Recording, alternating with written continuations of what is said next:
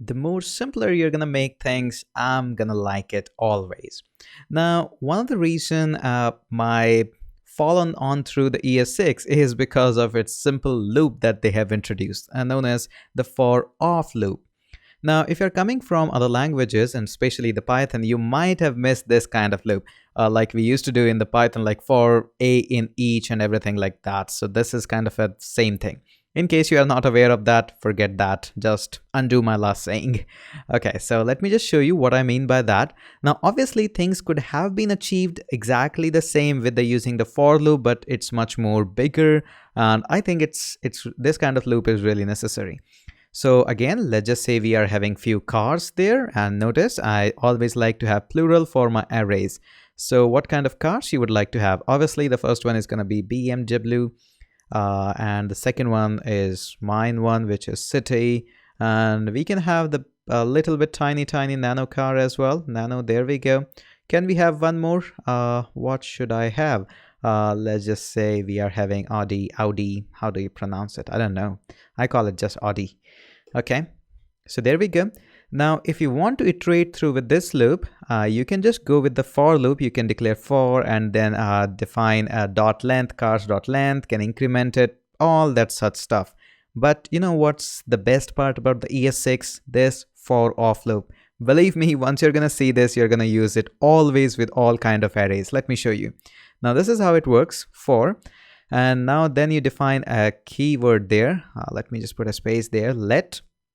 And inside the let, you define it. Let's just say, for example, car. And believe me, you're going to see this syntax quite a lot. Then I'll show you what exactly you can change it.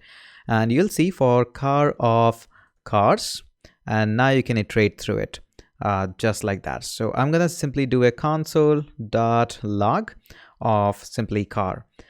Now, you will see this syntax quite a lot. It might look a little bit confusing that we are using a singular there and the plural there. You might have already guessed that this guy and this guy are exactly the same. If you thought that, yes, they are same.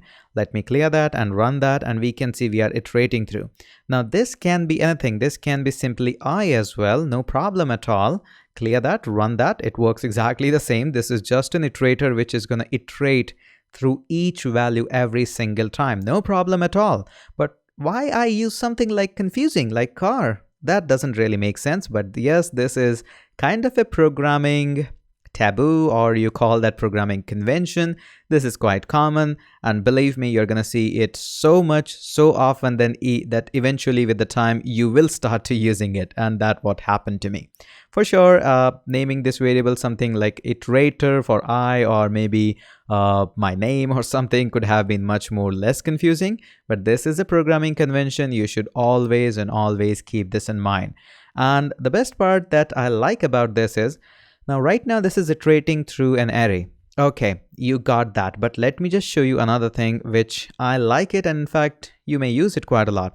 And you can say something like this, hello tiger, and there we go.